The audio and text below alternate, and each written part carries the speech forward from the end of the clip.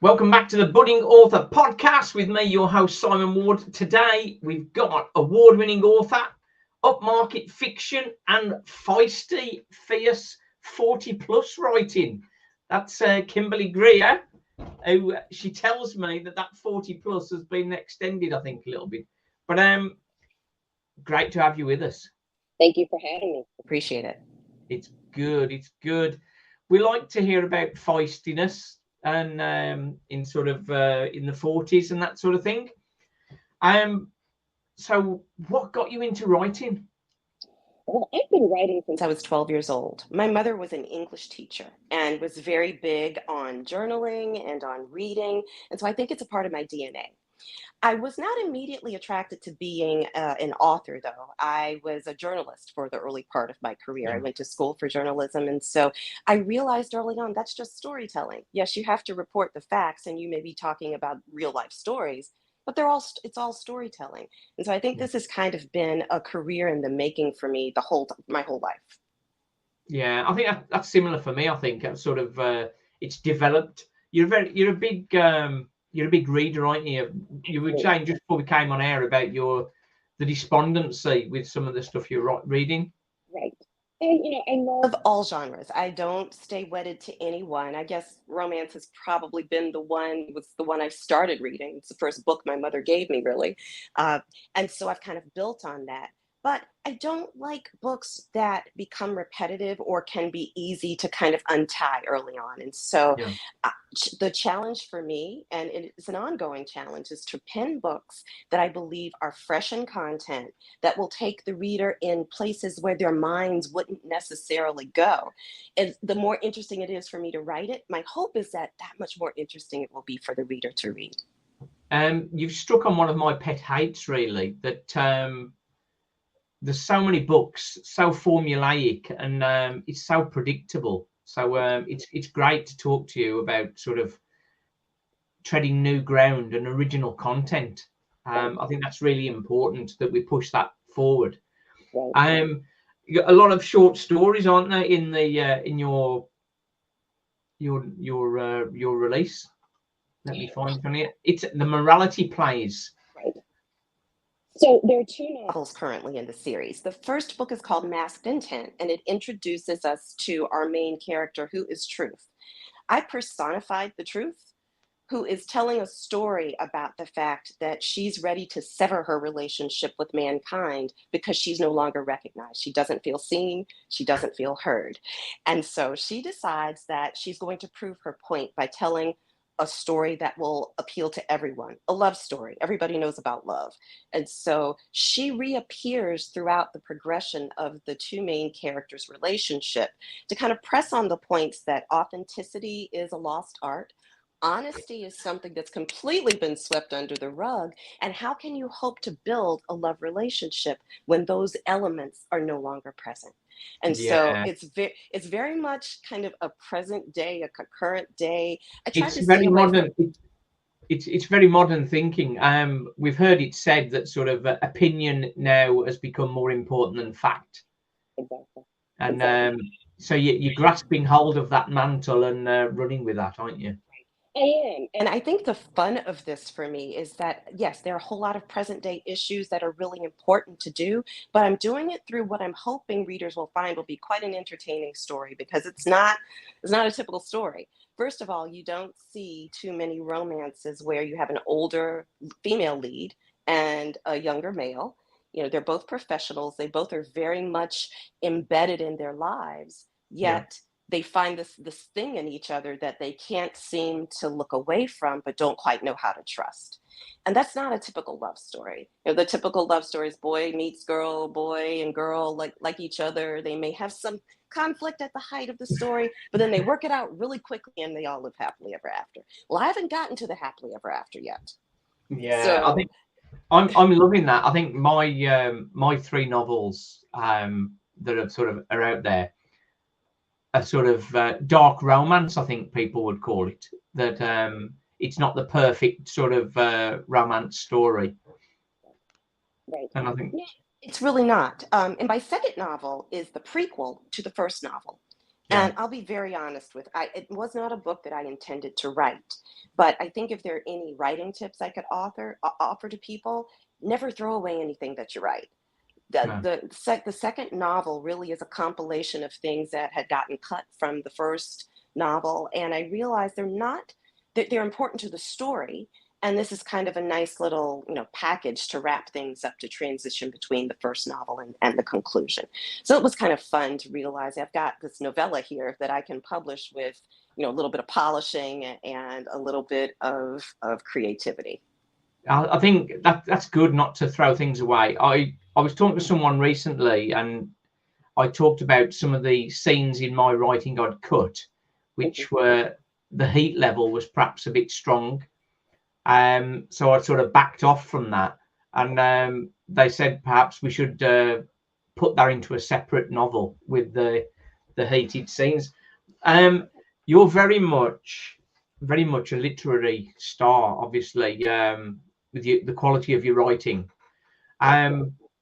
When you get into descriptive prose, it's a very difficult to draw the line when you're looking at love scenes. Right. How do you deal with that? I never edit myself on a first pass. I think you have to let yourself free write, and you may be overwriting, but you've got to get that idea from head onto the screen. And the only way I've found to do that is to kind of just let her rip.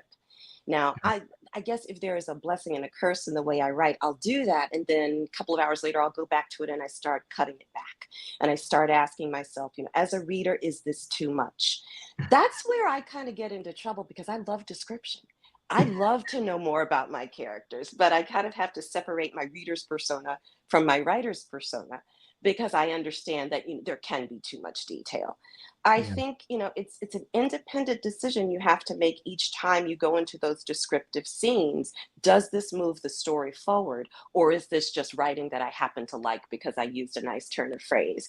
It takes a ton of discipline to make the distinction between the two. But I try to be very disciplined in doing that. And there's a ton of stuff that I didn't do it as effectively in Masked Intent as I will do it in the sequel called Intents and Purposes. I think that's one of the things that is, I'm taking a little bit longer to write this than I took to write the initial novel, because I've learned a lot. And I think Yeah. that's the other thing we have to do as writers: be willing to continue to learn as you go through the process. There's a ton we can learn through reviews, good and bad. There's a ton we can learn through reading and listening to other writers, or just kind of, reflecting on the things that we've written over time. When you stop learning, I think, is when you stop kind of innovating yourself as a Yeah. writer. You have to be willing to go through the process of continual improvement. Yeah, I think every day's a learning day is something that was said to me a long time ago, and I've sort of held that with me, really. I'd say my first three novels, the heat level was perhaps too strong, and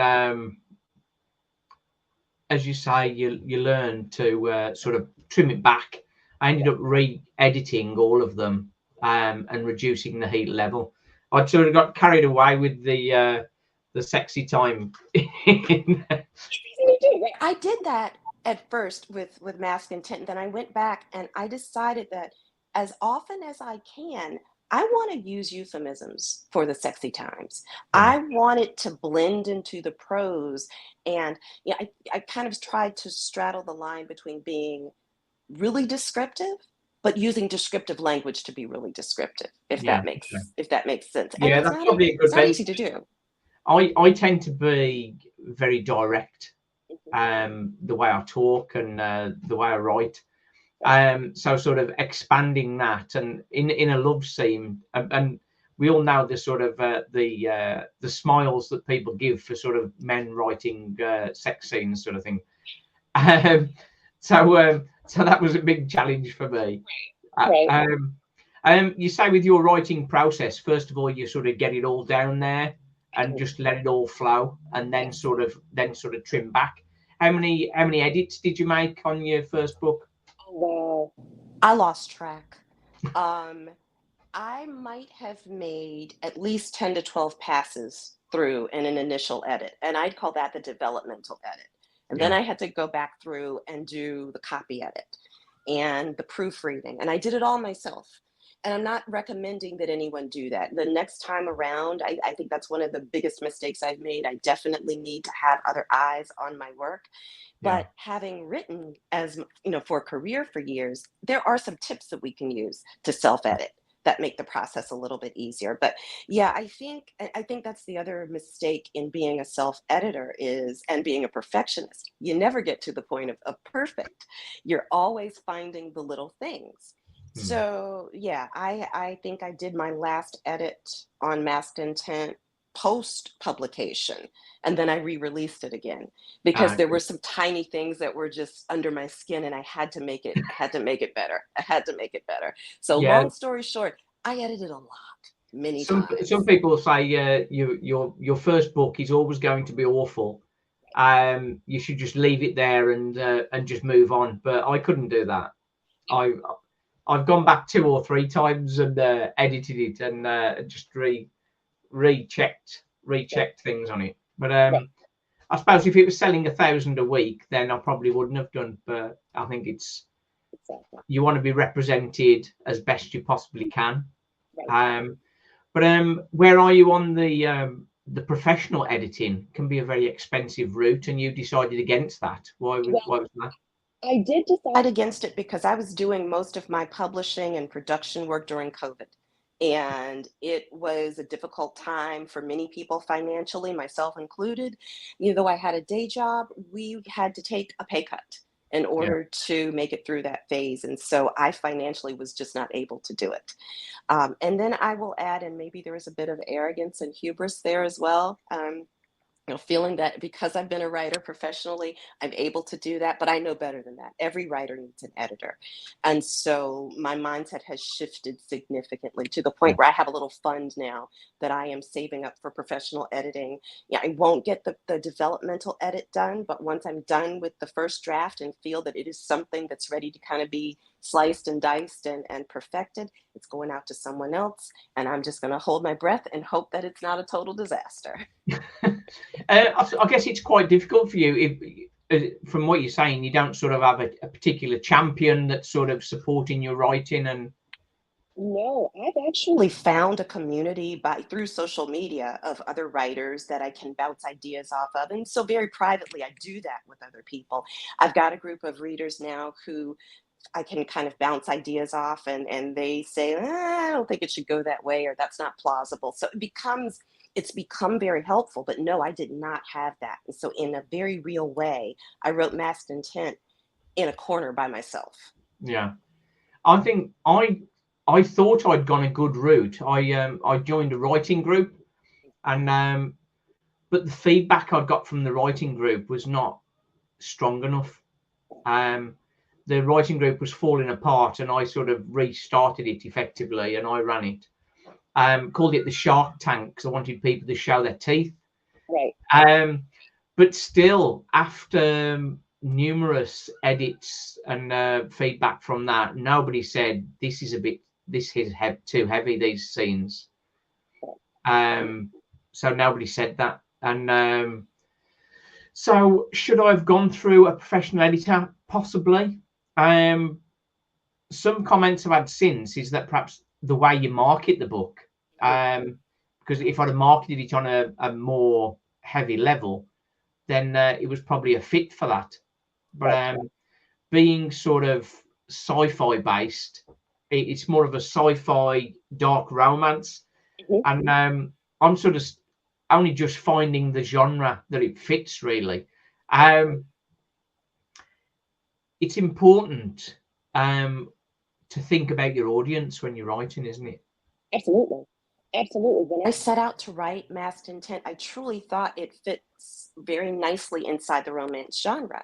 But then when I started to market it and find readers, it doesn't for many reasons. Readers of romance want that quick and dirty, happily ever after, or at least happy for now. And I don't deliver that. And I had to admit to myself after some really stern finger shaking and reprimands from the romance community that this doesn't fit, this doesn't answer the bill. So stop Yeah. trying to market it that way. It was sobering, And it's also, but it's a lesson learned. And when I took a step back, I realized, well, maybe it's a little too literary too, because Yeah. I didn't write it for, I don't think, I can't say my book would never sell in the traditional space. I don't think that's the case, but I think Yeah. it would be harder to find the audience through a traditional publisher than it will be for me as an indie writer to kind of market it in a few different places. I Yeah. like having the option of calling it literary romance, which is something I think I may have ginned up myself. I'm not sure that I've seen that in a lot of different places, but I call it that. I've called it literary fiction. The upmarket designation gets it a different audience also, because Yeah. upmarket fiction is kind of more like book club fiction.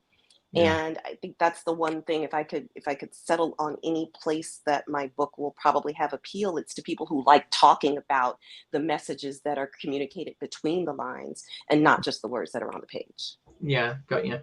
I think it's always difficult. I think we all want more sales, and that's always a difficult one. As far as reviews, I've had some very, very good reviews. I don't think I've had any bad reviews. That's good. But I in some ways I wish I had, because that would mean I'd have a lot more readers, perhaps. Because eventually you're going to find somebody who's if people don't like it, sometimes they might not leave a review. But Or they'll leave bad ones, and I have gotten bad reviews, but they've all been really helpful, yeah, because what they've done is validate some of the assumptions I had about my novel, which is it does not appeal to people who are under 30, and that's fine. I really yeah, didn't set out to engage them. If you that's it. find yourself in the book, that's great. I hope you enjoy it and I hope you love it, but maybe revisit it again after 35 or 40, because those are the folks it's intended for. Yeah, I got another piece of feedback that was, I think it goes, great writing, great subplots, bad romance. Okay, so you like the writing, but you don't like the relationship between the characters. There was also a bit embedded in that talked about the fact that it felt like the novel was written for 40-something wives who like to sip wine. Well, in fact, it was, and so I did my job. I think, I that's think, perfect. But and you're not going to stop people who want to buy you the book, obviously. right. So, but that's all really helpful. I think we learn as much through the bad reviews as we do from the good ones. Yeah. We Maybe I have need to. some more bad reviews. I think maybe I need some bad reviews. I think. I've recently sort of tried to promote. Previously, I hadn't really promoted my books too much, and I think that's probably a large reason why I've not sold as many as perhaps I would have done. So I've recently got into adverts. I did a show with Jen McLeod, and we talked through how to place ads and how to place ads and make money doing that. So I've just gone into that. We did a show on it, and then I did a walkthrough guide for sort of putting my own through, and that's going okay so far. It's not costing me anything, but I've not made any sales from it yet. But it's setting things at a low bar and then slowly starting to lift them up and that sort of thing. So you're not spending a lot of money, throwing good money after bad potentially. So that's a difficult one. It's a long game when you're advertising. I haven't done as much of it as I should, but I do see that it pays off for authors who are patient, authors who have the budget. Ultimately, I think you do need to lean into advertising if you're really going to do it. If you want it to, uptick your Amazon numbers or Draft to Digital or wherever it is your Yeah, marketplace happens to be. Um, it's just a difficult thing. The other thing that I hear from authors is, if you want to sell your books, write more books. Well, and that's a great thing to say. You want to have more titles, but that's, that takes a different sort of time investment, yeah, of, heart investment as well. And so I think that's the place where I'm trying to live right now, get more books out there. I'm willing to do it, but, I'm a human. I can I can only churn it out so in that so is much very time. true. I've heard that a lot, and for me, when I first thought about advertising, it was like, if I've only got one book to advertise, then what's the upsell? But now after I completed the trilogy, there's more books for people to look at, and I've got a new series that's coming out in the next couple of weeks. and that's like an 8-episode series. And I thought I'd get the first one out and we'd be okay. And then I was talking to Jen, who was saying, well, really, you need to launch all 8 together so people can see the full series. So I've written 2 to 8, but not edited them yet. So I need to be getting my head into that and getting that done. Right. Absolutely. Well, good luck with that. Thank you very much. Do you use any editing software you use? Other than Microsoft Word, no, I rely on Word, probably because it's what I know. I do some outlining in Scrivener, so I am able to at least follow. I'm not the best plotter. I'm more of a pantser than a plotter, but I am understanding the benefits of having an outline ahead of time. So I do use that software. And it's been very helpful for me. Yeah. I am still kind of, I'm an infant with it, but other than Word, no, I kind of rely on my ability to look on the screen to get the editing done. I think you mentioned plotter and that sort of thing. I think every writer starts off as a pantser and then crosses over, apart from Stephen King, of course. He sort of stayed perfectly in the pantser realm, as you were. So have you thought about traditional publishing, or are you just happy to stay on the self I've thought about it. I've thought about traditional publishing. I've been looking at other writers who began either as hybrid or as indies and got a traditional publisher interested in them, and it's paying off in great dividends now. And so I kind of use that as that would be a nice path to follow. So I do every now and again look at pitch events on X or on other social media platforms. I'm not opposed to kind of dipping my toe in to see what that might look like. I think maybe a hybrid relationship might be great to start out with. But so, I'm not opposed to doing that. I think ultimately for me, the decision is going to be made by whether or not my books can maintain the meaning that I hope they have in the hands of a traditional publisher. Yeah. And, there's everything from the length of I tend to write long, I think. And so I'm trying to work on that, but it's what the story took. And so, that first novel is 490 some pages long, I believe. But, I've also been told it's a page turner. If you sit down and you have, it's not written in a dense way. It's just there are deep ideas embedded between the lines, as I said. So, my hope is that maybe a traditional publisher might be interested in the idea that something new and fresh would appeal to readers. For me personally, the route I'd like to go is to take it to screen. Particularly my new series. Have you got any desires in that area, or is that just a moonshot sort of? No, I would love to do that. And actually, my family members have been saying you should make this into a screenplay. They see it as a play. I mean, in fact, if you read the novel, it is written as if it were a play, as if it were being acted out on a stage. And so I think it would be pretty easy to adapt it from its prose format into a screenplay. So it's definitely a goal. It's a hope. And I would love to be able to partner with someone who does screenwriting. I'm not certain I'm the screenwriter. I think that I would benefit from, being able to option the rights to that and moving forward that way. Yeah, I'm with my third novel, Awoken in 2046. I've just been in the process of converting that to a screenplay. Got a film producer that's interested in looking at it. So that's one of those. But then I sent it over for somebody to have a check on. They said, now the formatting's not right here for this. And it's like, no. So I've got it all to change again. So it's going to be a long process. But then we sort of in a position where I've got that I'm sort of working on. And then episode 2 to episode 8 of Billy Sparks series. So it's which one do I grab first? The moonshot, long shot, moonshot, or the building the career. Right. So what do you think? What do you think there? I think we have to be very careful in who we work with when we're looking at screenplays. I have been approached by people who called themselves producers, and whether or not they actually, it didn't seem ultimately that they truly were. And so, I think if you've got a partner that you can work with, why not do the moonshot? Yeah. I think you should. I Well, think you absolutely should. The guy we're talking about with that, he's produced films. He has produced films, and so maybe that's the one I need to sort of switch. Maybe next week will be my my script writing week.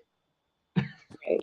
Yeah, I think script writing is definitely an art, and yeah, I don't know that I have any skills in doing that, but you certainly pique an interest in with your question and your personal involvement with that. Yeah, it's what the thing is. I think part of when we write a book, we're sort of leaving our imprint on the world, aren't we?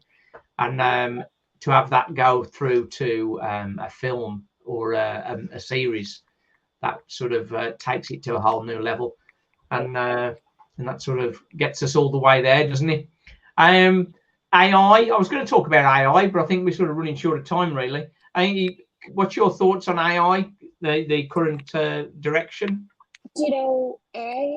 I hope that we get more controls around the use of AI, and in a couple of different ways really soon. I don't think many people are equipped to distinguish between AI deepfakes and what is actual content. And I think we as indie authors are potentially the greatest impacted by that. I think it is very dangerous. And while I like the idea that publishing entities like Amazon are requiring people to say whether or not they used any of the content was generated by AI. But you can put whatever you like there, can't you? Exactly. How do you know? And so I find it to be I am concerned that AI is not well enough regulated and that it disadvantages people like us in the publishing industry ultimately. The book covers, again, cover designers, it's a difficult way for them to go. I had a young lady did a cover for me, did a really good cover, but when I've dug into some questions with her in the later stages, she said she created it, used AI to create the image. So what did you do? Well, I'm still using the image. Okay. Yeah, I'm still using the image, and but I mean, I was sort of in a position there where sort of like, well, what can I do there? Well, I think I had both of my covers designed by professionals with my heavy input. Yeah. And I think that that's something, if we feel strongly about not having AI works incorporated in what we're doing as part of what we're doing, then we have to be very good at working with our vendors to say, don't use that. I don't like that. I supply my own images. I don't let them choose their images. And so maybe, that's a part that I feel like is important to us as writers. If you feel strongly about not having the use of AI in any of your creative, then you have to take the bull by the horns and make sure it's not being done. Yeah, I suppose there's two ways to go. You can either specifically say you're not to use AI, or you end up just do your own covers. Right. And it's not like you've got the time to do that. But again, this indie life is a really independent one. It is a solitary one. It is a lonely one at points. And so I think if it comes down to being indie means protecting the integrity of my work. And I will do what I need to do in order to protect the integrity of my work. Yeah. Excellent. Kimberly, this has been fantastic. You are a treasure. Thank you. You are a treasure indeed. Yes, we'll keep a strong interest in your stuff, and wish you very well with it. Thank you so much. Same to you. Thanks for having me, Simon. Take care. It's been my pleasure. Thank you. Okay. Right then, the Budding Author podcast, we will be back. We're releasing every Wednesday, so keep a spot and like, comment, and subscribe is what I'm supposed to say, I think. Thanks for watching. Cheers.